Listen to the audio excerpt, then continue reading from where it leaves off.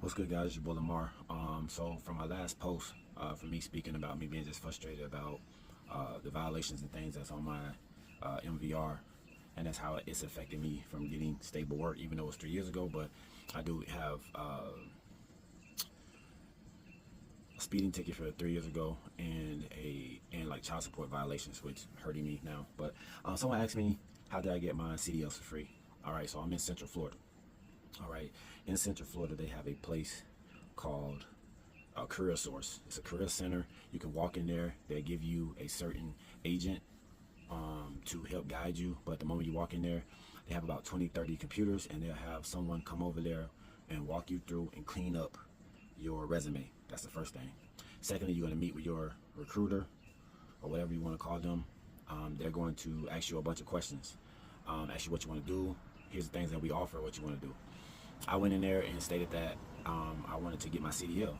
So she was like, cool, we have scholarships for CDL. I said, what, you got, so you mean tell me I got to pay for it? She said, no, you ain't got to pay for it. She said, even if you fail, you don't have to pay for it. But if you pass, you just simply show us your certification and, you know, you're free to go. So the reason why this is so important and the reason why this is powerful is because most CDL schools use the fact that another company that can pay for your CDL, you're stuck with these people for a year.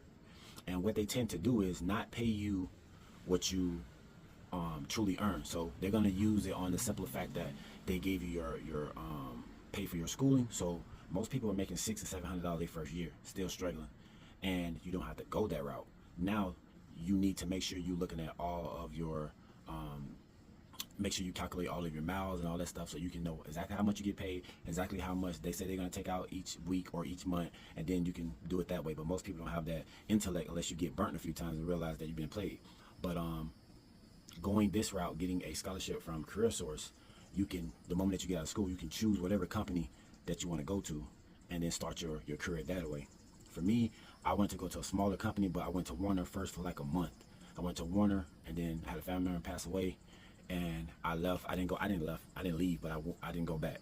So I was chilling that day and met a dude at the store, something like that, and he was telling me all the stuff that he was doing and how he was making bread and all that. And I was like, yeah, I really don't want to go over the road, but if I go over the road, I want to be able to come home pretty much as soon as possible, because I still haven't got my mind around being over the road and staying over the road and being comfortable over the road and not worried about home.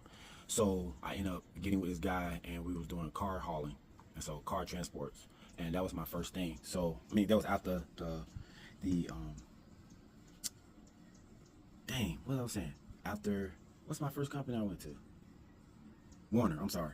After Warner. And then I stayed there for a minute, and then his equipment broke down. He didn't have enough. He was a small company, man. He was trying to make it, you know, I wasn't getting paid on time. I was getting paid, but I wasn't getting paid on time. The last time I was with him, I didn't get paid. He was trying to find a way for me to get back home, and it was bad. It was a bad situation. Looking back on it, I should have just went to a bigger company and just stayed there for maybe 6 months to a year, find out what I really need to do, and then move on. A lot of people don't. A lot of people tell you to stay with one company for as long as possible, and I think you should learn what your niche is. You know, because I realized that I didn't want to be driving. I like flatbed. I didn't learn that I want to be flatbed until pretty much 3-4 years in. You know what I'm saying? You can move, you can, you get a little exercise, you lifting weights, you're in crazy climates. But other than that, you know what I'm saying, it was a really good thing. So I did drive van, I did flatbed, I did reefer, I went to North Dakota, I did oil and water up there. What did I do? What else I do? Drive van, flatbed, reefer. I did fuel hauling. Was a company in Orlando. Did that for like a slight spell. I wouldn't mind doing that, but it's so tedious and it's so boring, man. But anyways, I got my CDL that way. I think that's the best route to do it, because it took me like 2.5 weeks to graduate, and some people was there for 3.5 months. You know what I'm saying? But I think if you go that route, you will have a better chance to pick and choose your company. Stay there I would say stay to that company for a year, and just start to weed out what you want to do and understand what you have in your mind, because they trucking, they don't want you with a lot of companies per year. So and that's another thing I got like probably 6-7 companies in 5 years, and they like some companies don't like that.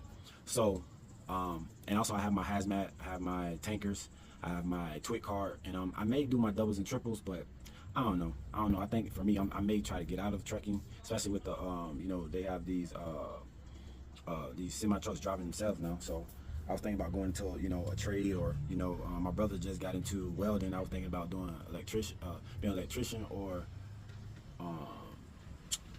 plumbing. But I was like, I don't know. They make a lot of money. They make, like, one dude I talked to, he said they make about $68 a hour. So in my head, I'm thinking about having my own company, doing the whole thing. So, but back to the original subject at hand.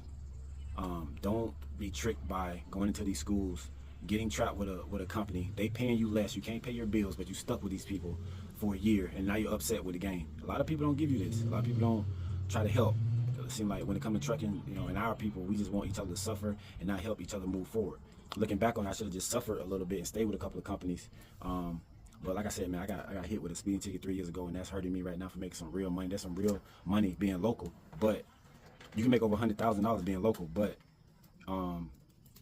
they want everything super clean. So that's what I'm hurting at. But what I would tell you to do is go to Career Source.